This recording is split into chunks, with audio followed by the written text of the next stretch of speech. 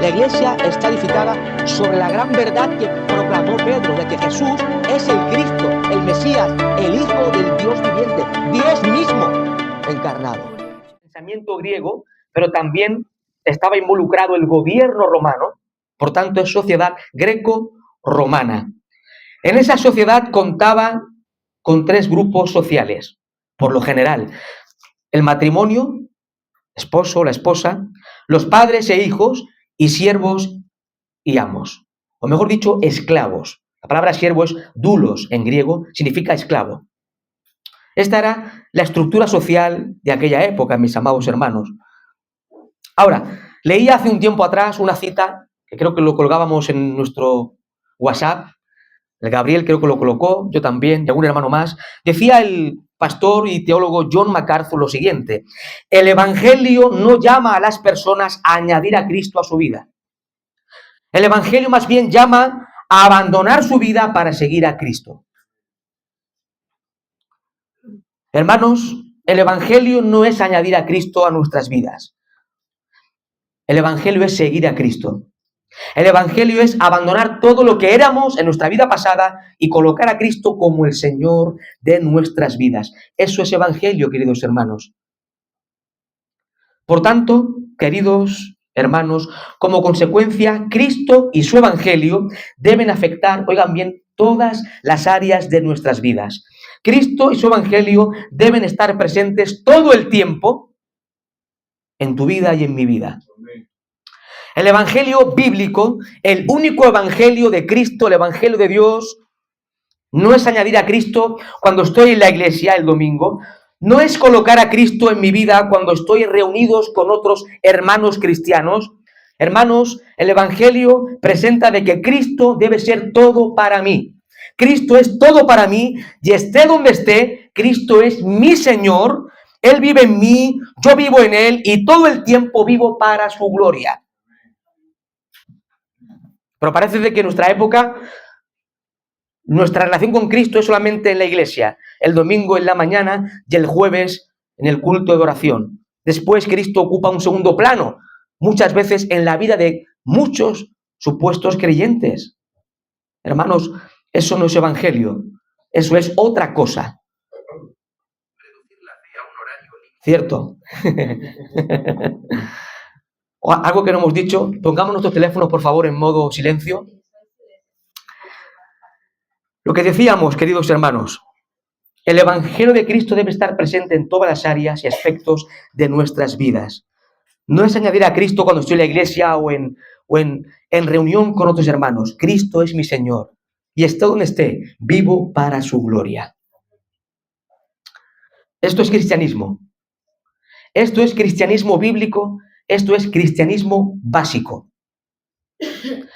Entonces, sea que estés en la iglesia el domingo, sea que estés en tu casa con tu familia, sea que estés paseando con tu hijo, viendo una película en el cine, o en el trabajo, debes reflejar a Cristo. Debes dar testimonio con tu vida de que sigues y sirves al Señor Jesucristo. El apóstol Pablo trata en esta porción acerca de lo que podríamos llamar la ética cristiana en el aspecto social y laboral. Hermanos, el Evangelio afecta a todas las áreas. Y nuestra ética está fundamentada en las Escrituras. El mundo sigue sus valores, su modo ético, que se opone a la palabra de Dios. Pero nosotros, los creyentes, los redimidos por la obra de Cristo, debemos someternos a la ley de Dios, las Sagradas Escrituras. Y toda nuestra ética debe estar reflejada en la palabra de Dios. Ella es regla de fe y conducta para nuestra vida, mis amados hermanos.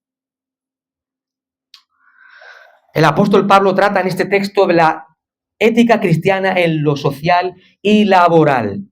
En el siglo I, época en que Pablo escribe esta carta, habían miles y miles, incluso posiblemente millones de esclavos en todo el vasto imperio romano. En aquella época los esclavos eran, por lo general, muy maltratados por sus dueños, por sus amos.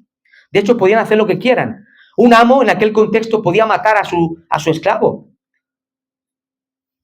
Lo maltrataba todo el tiempo, por lo general, en aquella cultura, en aquel mundo. Los esclavos eran tenidos como herramientas y no como seres humanos. En aquellas culturas griega y romana, un esclavo no tenía ningún tipo de derecho. Pero recordemos de que en la iglesia cristiana, en la iglesia primitiva, habían esclavos. Habían esclavos como por ejemplo Onésimo. Y habían también amos como Filemón. Ahora, algo importante, el cristianismo trajo un nuevo enfoque con respecto a la relación de esclavos y amos. En aquella sociedad los amos maltrataban a los esclavos. El evangelio vino a cambiarlo todo. Ahora el amo debía tratar bien a su esclavo, como su hermano, como alguien igual a él. Qué tremendo el evangelio, ¿verdad? Cómo transforma todo.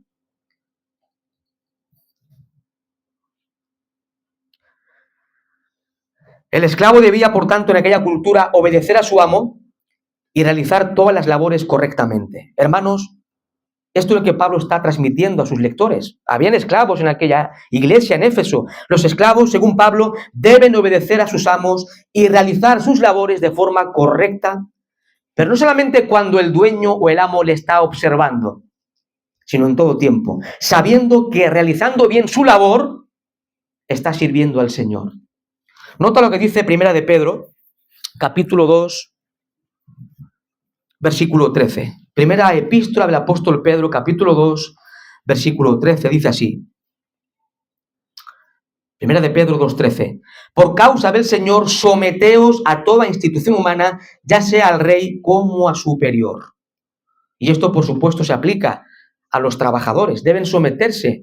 Los trabajadores debemos someternos a nuestros superiores en el trabajo, en la empresa, sea donde estemos. El empleado debe, por tanto, obedecer y someterse al amo o el jefe o encargado, si bien hay solamente un momento cuando no hay que obedecer a nuestros jefes. Cuando nuestros jefes nos dicen que hagamos algo que va en contra de la palabra de Dios.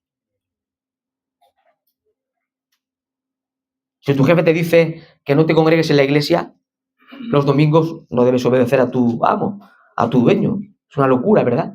Hay que obedecer antes a Dios que a los hombres, en tal caso. A estos esclavos se dirige el apóstol Pablo en primer lugar. Pablo no les dice a los esclavos que se rebelen. ¿Sí? Les dice que sean cristianos donde estén. Comenta el autor William Barclay lo siguiente: el gran mensaje del cristianismo a todas las personas es que es donde Dios nos ha colocado, donde debemos vivir la vida cristiana. Hermanos, donde Dios te ha colocado es donde debes vivir la vida cristiana en todo tiempo. Las circunstancias puede ser que a veces nos sean contrarias, pero es ahí donde Dios te ha colocado, donde debemos vivir como discípulos de Jesucristo. Siervos, obedeced a vuestros amos. Hoy ya no hay esclavitud, ¿no? Bueno, en cierta forma podría haber cierta esclavitud, pero no hay esclavitud como en el tiempo de Pablo. ¿Sí? Pero sí hay trabajadores que trabajan, ¿verdad?, en una fábrica, en una empresa, trabajan de limpieza, de autobuses, de repartidor de Amazon, barrendero, etcétera, etcétera, etcétera. Los trabajadores cristianos son llamados aquí a respetar a sus amos, obedecer sus órdenes, dice el texto, con temor y temblor. Esto no significa con miedo. La palabra temor y temblor en la Biblia casi siempre significa reverencia y respeto. Puede ser, mi amado hermano, que tengas un jefe difícil de soportar. Creo que todos alguna vez hemos tenido un encargado, un jefe que, como decimos nosotros, es mala sombra. Y es difícil de soportar. Pero incluso, mis amados hermanos, aunque te haga la vida imposible, oiga, note bien, aunque tu jefe te haga la vida imposible en tu puesto de trabajo, mira lo que dice Pedro, el apóstol, en su primera carta, capítulo 2, versículo 18. Abra su Biblia, mi hermano, primera de Pedro 2, 18.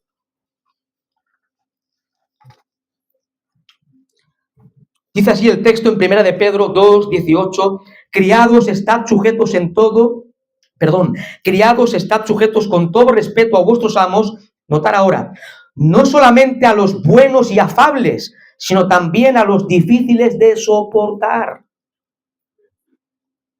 En aquel contexto habían amos difíciles de soportar. Hoy también, ¿verdad?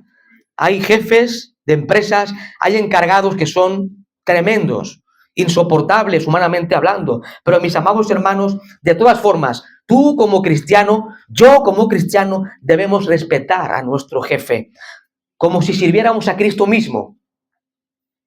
Esto parece algo contradictorio, ¿verdad? Lo dice el texto.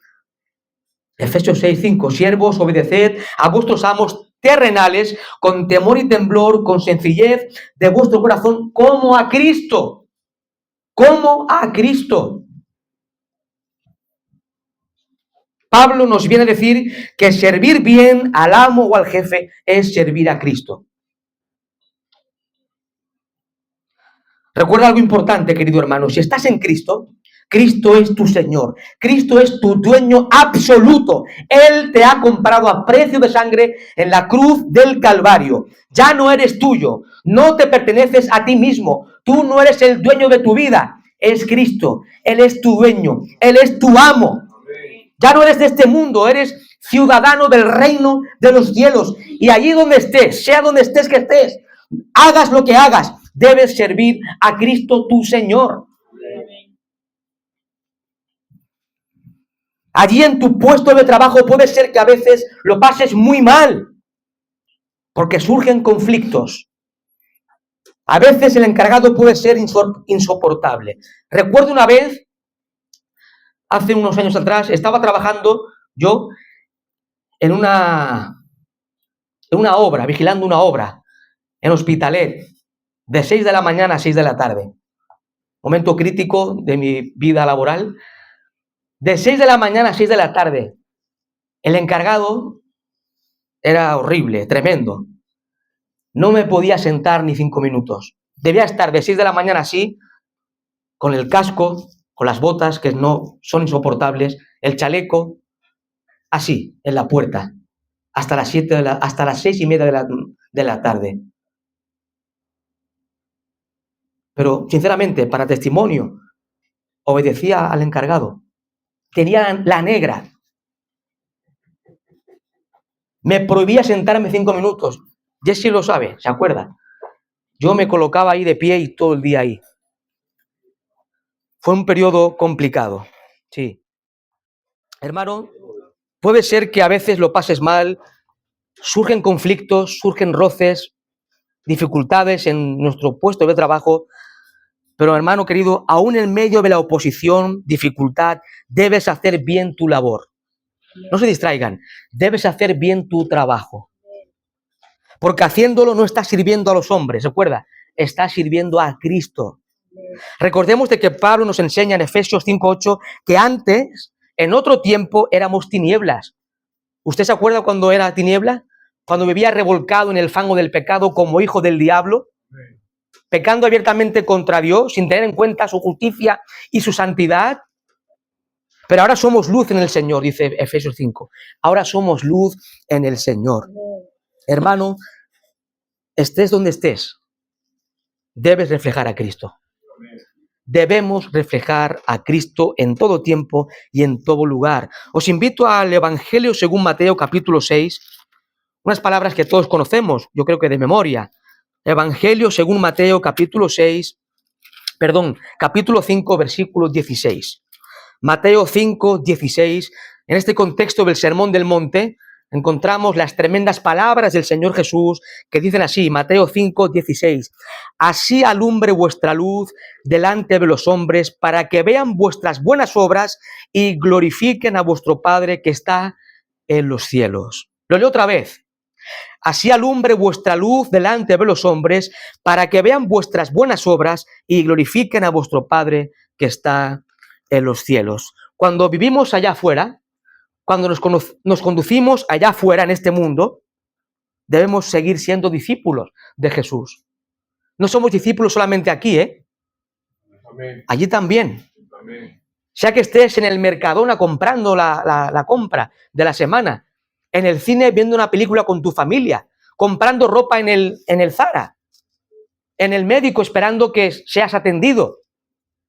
En tu puesto de trabajo especialmente, debes reflejar a Cristo. Debemos ser luz, mis amados hermanos. Debemos dar testimonio con nuestras buenas obras. ¿Sabes que nuestras buenas obras, nuestro buen comportamiento puede impactar en los demás? Y Dios, de forma soberana y sabiamente, puede usar tus buenas obras para salvar a los pecadores. Puede hacer que tus obras redunden para gloria de Dios. Y puede ser que en un momento determinado, a través de tu testimonio allá afuera, inconversos, incrédulos, vengan a los pies de Cristo y den gloria al Dios vivo y verdadero. Haciendo bien tu trabajo, puedes anunciar el evangelio de Cristo a tus compañeros.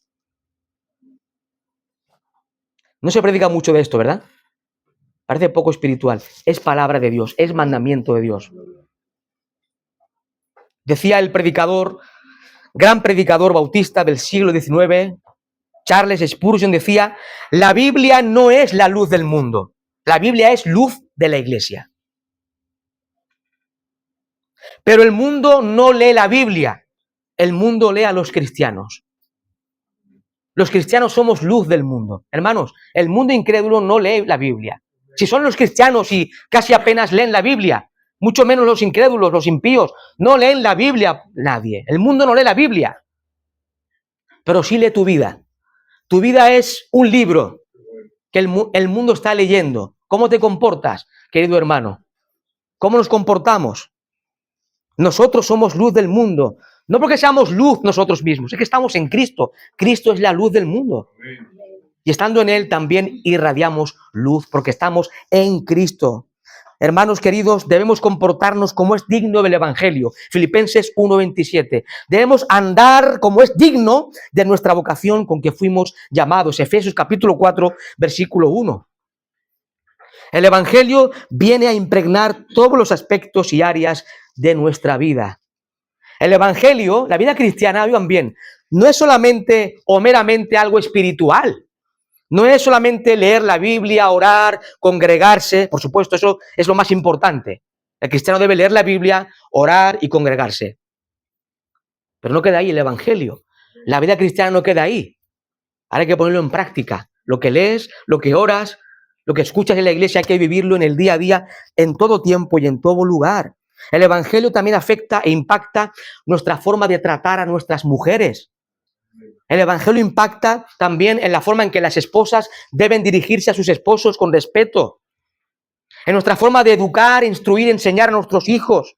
El Evangelio también nos enseña a someternos a las autoridades establecidas por Dios, al gobierno. Romanos capítulo 13. Hermanos, aunque el gobierno está corrompido, porque gobiernan hombres corrompidos, el gobierno lo ha instituido Dios. Léalo. Romanos capítulo 13. Y hay que obedecer las leyes, siempre que no atenten contra lo que Dios manda. Imagínense que nos prohíben hacer culto. Pues no vamos a hacer caso, vamos a seguir predicando a Cristo, aunque el gobierno nos prohíba. Pero mientras no nos prohíba cosas que van en contra de la Biblia, debemos someternos y obedecer a las autoridades establecidas.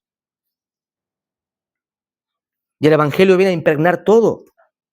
Y también, por supuesto, el Evangelio afecta a nuestras vidas en la forma de que tenemos que llevar a cabo nuestras labores en nuestro puesto de trabajo.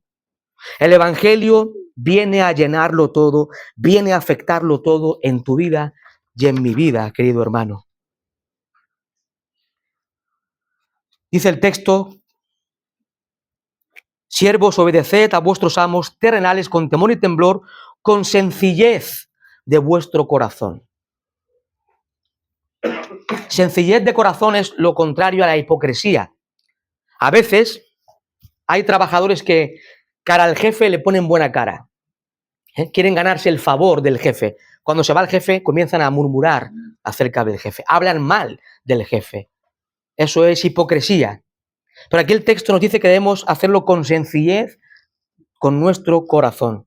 Es decir, esto, hermanos, implica integridad. Integridad. Integridad básicamente es hacer lo correcto, hacer lo que agrada a Dios, te vean o no te vean. Decía el teólogo John Piper acerca de la integridad en el trabajo, en un artículo que leía esta semana en Coalición por el Evangelio, decía así: sé meticuloso y absolutamente honesto y confiable en tu trabajo. Lo vuelvo a repetir: sé meticuloso y absolutamente honesto y confiable en el trabajo. Sé puntual en tu trabajo. Trabaja el día completo. Si tienes un contrato de 8 horas, trabaja tus 8 horas. No hagas 7:15 y te quieras escaquear del trabajo. ¿Saben de que eso es pecado? Es pecado contra Dios. Y John Piper apela al mandato de no hurtar. No hurtar. Somos llamados a no robar, ¿no? A no hurtar. Cuando te escaqueas de tu trabajo, estás robando a tu empresa. Y eso es pecado. Cuando en lugar de hacer tus labores en tu trabajo, te escaqueas e inviertes tiempo de tu trabajo a hacer cosas como mirar el móvil, jugar, irte a tomarte un café cuando no te corresponde en tu horario, eso es pecado. Estás robando a tu empresa. Es pecado ante Dios, ¿eh? Hermanos queridos, la integridad debe caracterizar a todo cristiano. Ser íntegro. Por desgracia, todos creo que hemos visto todo, ¿verdad? Por desgracia, muchos supuestos cristianos no dan testimonio de su fe en el trabajo. Muchas veces los cristianos se comportan peor que los incrédulos en su lugar de trabajo. Hermanos, si todos los cristianos obedeciéramos estos mandamientos, estas exhortaciones, el mundo sería fuertemente impactado con el Evangelio. Todas las empresas quedarían impactadas al ver cómo funcionan los cristianos trabajando de una forma única en su puesto de trabajo, cómo son totalmente diferentes al resto. Dice el texto, Efesios 6, no sirviendo al ojo, cuando nos ven, no sirviendo al ojo. Algunos hacen bien sus trabajos solo cuando el jefe o el encargado lo está observando. Esto lo hacen por dos cosas: para que no te despida y para ganarte el favor y el respeto de tu jefe. Pero esto es hacer las cosas para agradar a los hombres. Cuando haces bien tus labores, cuando el jefe te ve, estás agradando a los hombres y no a Dios. Escucha lo que dice la Biblia en 1 Corintios, capítulo 10, versículo 31. ¿Alguien se sabe de memoria lo que dice este texto? 1 Corintios 10, 31, escribe el apóstol Pablo, nota lo que dice: si pues coméis o bebéis o hacéis otra cosa, hacedlo todo para la gloria de Dios. Querido hermano, todo lo que hagas lo que hagas, sea lo que sea, hazlo para honrar y glorificar a tu Señor. Estés donde estés, tu misión es dar gloria a Cristo, servir a Cristo, agradar a Cristo, vivir para Cristo, reflejar a Cristo. Recordemos de que el fin del hombre, el fin último del ser humano es dar gloria al Dios verdadero.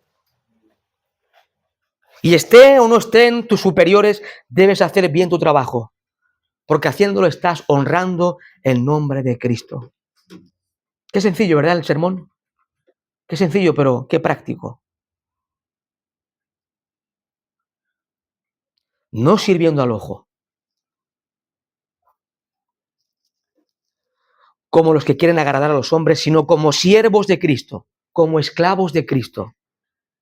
Hermanos, los cristianos salvos somos esclavos de Cristo. Él es nuestro Señor. Somos sus esclavos. Él te compró en la cruz. Ya no somos nuestros. 1 Corintios 6, 20. Toda nuestra vida, todas nuestras actividades deben hacerse en relación a esta verdad, a la verdad de que Cristo es tu Señor. Un esclavo en el siglo I vivía para su Señor, vivía para agradar a su Señor, toda su vida giraba en torno a su Señor. Así tú y yo, querido hermano, como esclavos de Cristo, debemos vivir todo el tiempo para Él, para su gloria. En tu trabajo, querido hermano, puedes servir a Cristo. Sí, lo has escuchado bien. En tu lugar de trabajo puedes servir a tu Señor cuando haces bien tus labores. Aunque te cueste, aunque no te haga mucha gracia. Cuando haces bien tus labores, recuerda, no estás sirviendo a tu jefe, estás sirviendo a Cristo. Hermanos, esto es lo que dice la Biblia, no, me estoy inventando algo. Lo estamos leyendo en la palabra del Señor.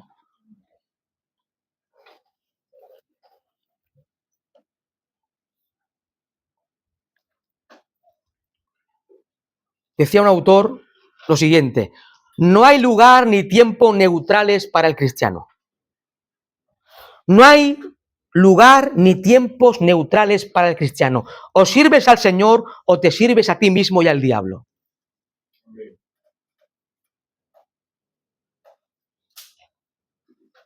Y sigue diciendo el apóstol Pablo, al final del versículo 6, dice, sino como siervos de Cristo, de corazón, haciendo, ¿qué cosa? La voluntad de Dios. La voluntad de Dios. Tremendo, ¿verdad, hermanos? ¿Cómo trabajando se puede hacer la voluntad de Dios? Leí hace años atrás, cuando estudiaba historia del cristianismo y también ética social, creo que era, en el seminario, hablaba de la diferencia que hay entre los teólogos o cristianos protestantes, los evangélicos, especialmente a partir del siglo XVI, y la diferencia que hay entre los católicos con respecto al trabajo. Los primeros, los protestantes, nosotros, en el siglo XVI, la mayoría de teólogos consideraba el trabajo como una bendición de Dios, como un don divino. Los teólogos reformadores veían el trabajo como una gran oportunidad para colaborar con Dios según el diseño divino establecido ya en el estado original del hombre, en Génesis capítulo 1 y capítulo 2. Por otro lado, los de tradición católica, al menos en el siglo XVI, que yo sepa, consideraban el trabajo como una maldición. Los católicos consideraban el trabajo, al menos en el siglo XVI, que yo estudié, que vi lo que se cocía en aquel contexto, consideraban el trabajo como la mayor maldición para el hombre. De hecho, el gran teólogo escolástico del siglo XII, Tomás de Aquino, pensaba que el trabajo pertenecía al terreno de lo natural y por tanto merecía poca o nada consideración. Pero hermanos, dejémonos del siglo XVI, dejémonos de reformadores y de católicos. Por supuesto, estamos en línea con los reformadores. ¿Qué dice la Biblia? Pablo nos enseña en este texto que el trabajo es la voluntad de Dios. El trabajo es la voluntad de Dios. Fue en el principio cuando Dios diseñó y determinó el trabajo para el hombre. ¿Saben de que antes de que el hombre pecara contra Dios, antes de la caída, Dios instituyó el trabajo para el hombre? El hombre en el huerto del Edén fue dada responsabilidades por parte de Dios. Dios dio responsabilidades de cuidar, labrar y cultivar el huerto del Edén. Génesis capítulo 2. Eso es trabajo. Antes de pecar. Algunos siguen hoy el pensamiento católico del siglo XVI. Ven el trabajo como la mayor maldición de la historia humana. Pero miremos a Cristo, mis amados hermanos. Tenemos el ejemplo de Cristo. Cristo, Dios encarnado, trabajó. Trabajó humanamente de carpintero. Posiblemente cuando su padre José murió joven, él se encargó de la carpintería en Galilea para sostener a su madre y a sus hermanos. Cristo trabajó duramente como carpintero. Y además Cristo como Dios también sigue trabajando. Juan 5:17, Cristo dijo, hasta ahora mi Padre trabaja y yo trabajo. Cristo sigue trabajando en conservar el universo. Hebreos 1:2 dice de que todas las cosas, toda la creación es sostenida por la palabra, por el poder de la palabra de Cristo. Cristo sigue trabajando en conservar la creación. Cristo sigue salvando a hombres pecadores y esto es trabajar. Dios no está ocioso. Dios está obrando. Dios está trabajando en la historia. Dios está salvando a hombres pecadores. Por tanto, querido hermano, si tienes un trabajo, piensa algo importante. No es una maldición, es un regalo de Dios. Es un regalo de Dios y forma parte de su voluntad. Como decían los reformadores del siglo XVI, el trabajo, hermano, es una oportunidad para colaborar con Dios según su diseño original. En tu trabajo puedes servir a Cristo, en tu trabajo puedes hacer la voluntad de Dios, en tu trabajo puedes evangelizar siempre que hagas bien tus labores. Os invito otra vez a Pedro, Primera de Pedro 2:12.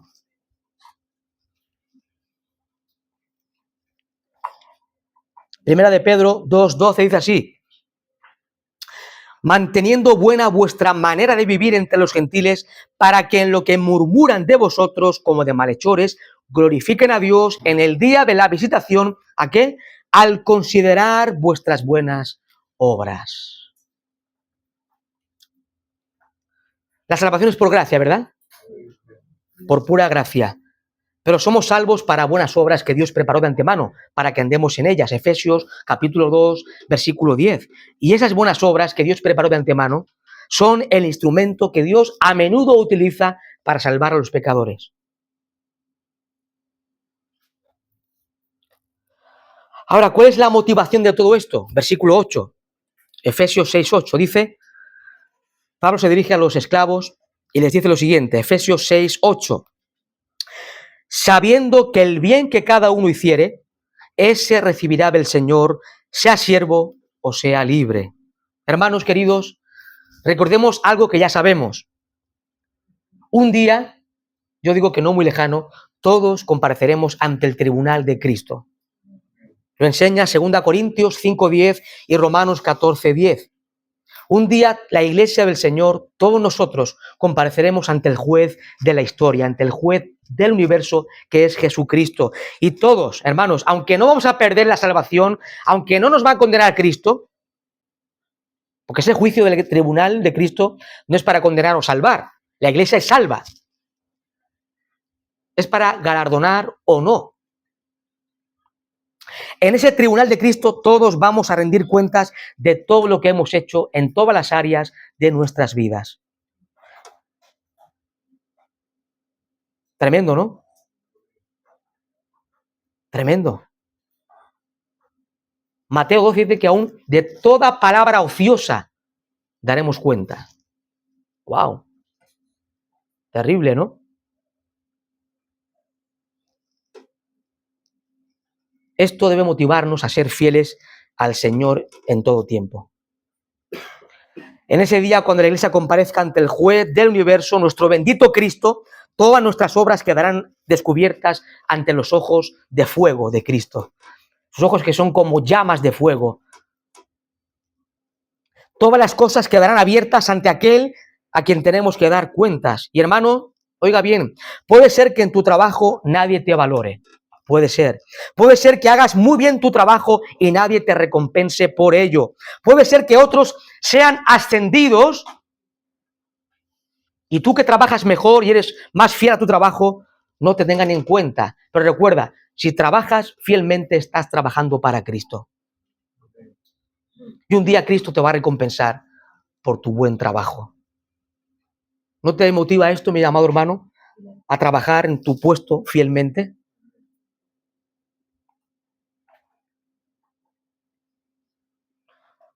Hermano, no es el puesto que puedas conseguir en tu trabajo, no es el dinero que puedas ganar, es la recompensa que recibirás de tu Señor.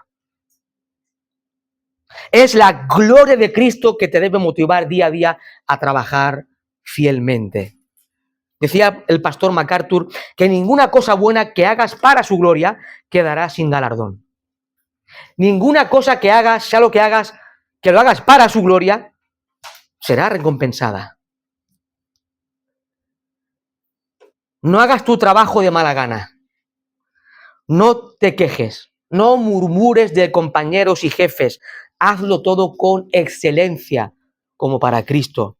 Ten en cuenta de que todo lo que hagas debes hacerlo como si lo hicieras para el Señor. Colosenses 3:23 dice Pablo, y todo lo que hagáis, hacedlo de corazón como para el Señor y no para los hombres. Hermano, ¿estás sirviendo en tu empresa? Estás sirviendo a Cristo si haces bien tu labor.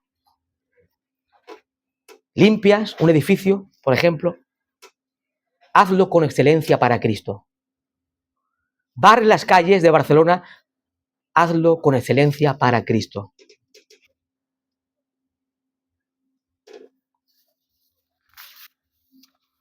Denme 7, 8 minutos más y concluimos.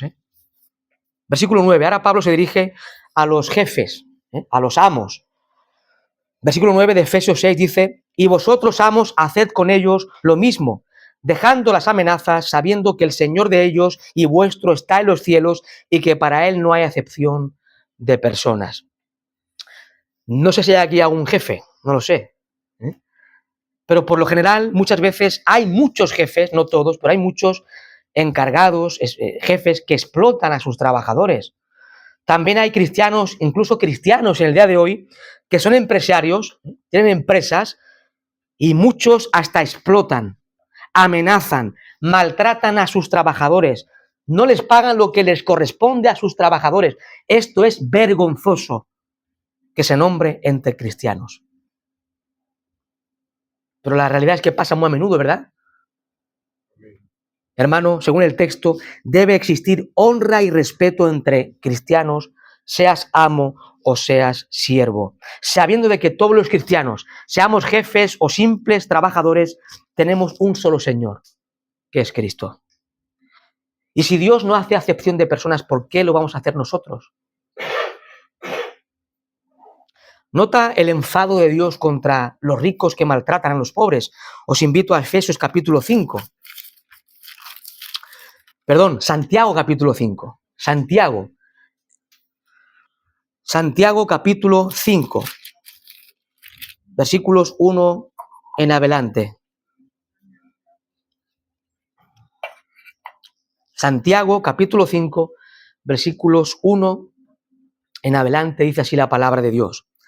Vamos ahora, ricos, llorad y aullad por las miserias que os vendrán. Vuestras riquezas están podridas y vuestras ropas están comidas de polilla. Vuestro oro y plata están enmohecidos y su moho testificará contra vosotros y devorará del todo vuestras carnes como fuego. Habéis acumulado tesoros para los días postreros. Versículo 4. He aquí clama el jornal de los obreros que han cosechado vuestras tierras, el cual por engaño no les ha sido pagado por vosotros, y los clamores de los que habían segado han entrado en los oídos del Señor de los ejércitos. Habéis vivido en deleites sobre la tierra y sido disolutos. Habéis engordado vuestros corazones como en día de matanza. Habéis condenado y dado muerte al justo, y él no os hace resistencia. Por lo general, muchas veces pasa que los ricos explotan a los pobres. Un día los ricos darán cuentas ante el Señor.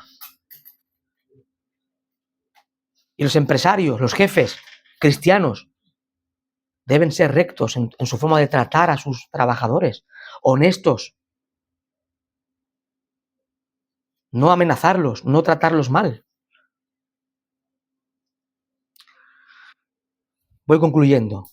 Les leo un comentario de un autor que dice así: el hecho de ser cristiano debe estimular a una persona a responsabilizarse más que nadie en el ejercicio competente, íntegro, justo, responsable de la profesión. Los fallos de los cristianos en materia laboral, además de ser pecado, son un contratestimonio lamentable. Nadie debe esmerarse mejor que el cristiano en dar el debido rendimiento en el trabajo, en retribuir justamente a los subordinados o empleados, en llevar honestamente un negocio, en ejercitar con integridad la propia profesión.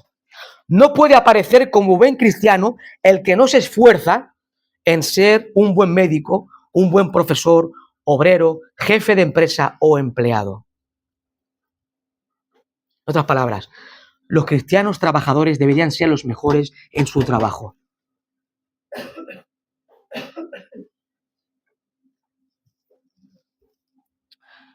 Y os quiero leer 1 Timoteo 6. Ya concluyo, no les doy la mañana. 1 Timoteo capítulo 6, versículos 1 y 2.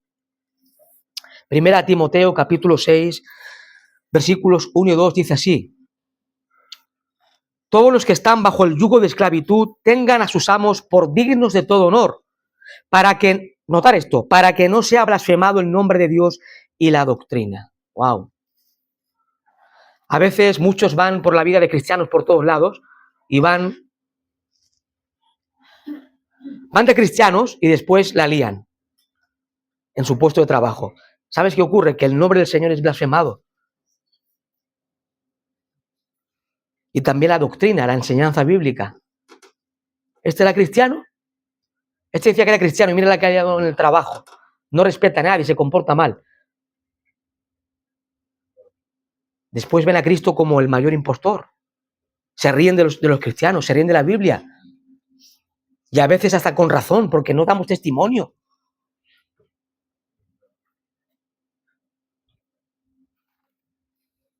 Concluyo, mis amados hermanos. Oigan bien, la Biblia nos manda a vivir en santidad. Es un mandamiento. Primera de Pedro 1, versículos 15 y 16 dice, sino como aquel que nos llamó es santo, sed también vosotros santos en toda vuestra manera de vivir, porque escrito está, sed santos porque yo soy santo.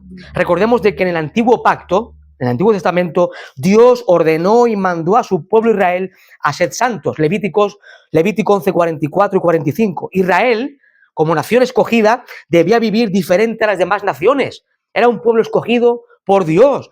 Debían vivir en santidad, apartados por Dios y para Dios. Y esa santidad de vida, por parte del pueblo de Israel, también servía para dar testimonio de la verdad a las demás naciones del mundo antiguo. Hoy, en la presente dispensación, bajo el nuevo pacto, los cristianos, la Iglesia de Cristo, oigan bien, debemos vivir en santidad. Debemos vivir en santidad. La santidad debe manifestarse en todas las áreas y ámbitos de nuestra vida. Recuerda de que Efesios 1:4 nos dice de que Dios, de forma soberana y en gracia, nos escogió en Cristo, ¿cuándo? Antes de la fundación del mundo. Dios nos ha escogido, pero con un propósito, para que seamos santos y sin mancha delante de Él. Ahora, esta santidad y estar sin mancha, eso ocurrirá cuando entremos en el cielo, ¿verdad? Pero ya aquí en el presente, mis amados hermanos, en este mundo, en esta tierra, debemos andar en santidad. Debemos santificarnos día a día. Concluyo con una cita del pastor Miguel Núñez. Decía así este hombre, este hermano. El llamado no es a vivir una vida secular y una vida sagrada. Porque, hago un paréntesis, a veces creemos de que allí vivimos una vida secular, una vida que nada tiene que ver con el cristianismo, ¿no? No. Tu vida allí, fuera, donde sea que estés, debe ser una vida también consagrada a Dios. El llamado no es a vivir una vida secular y una vida sagrada, que estamos en un terreno santo cuando venimos a la iglesia y estamos en un terreno secular cuando salimos de la iglesia. No. Para Dios no hay dos mundos, hay uno. El mundo que Dios creó. El Hijo de Dios vive en un mundo sagrado porque Dios lo hizo. Hay aspectos seculares de la cultura, por supuesto, pero para el cristiano, él vive, decía Miguel Núñez, coram Deo.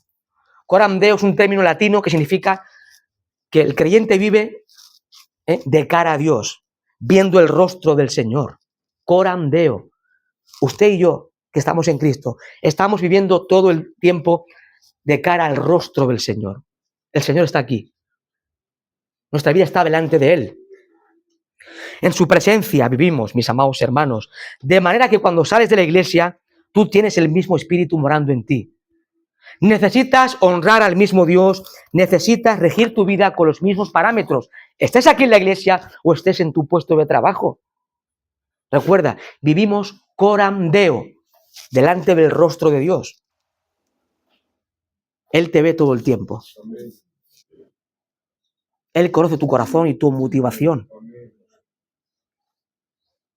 Querido hermano, concluyo, sea que estés en la calle comiendo una pasta esta de chocolate, sea que estés en la plaza comprando carne exquisita para comer, sea que estés en tu puesto de trabajo, honra a Cristo todo el tiempo y en todo lugar.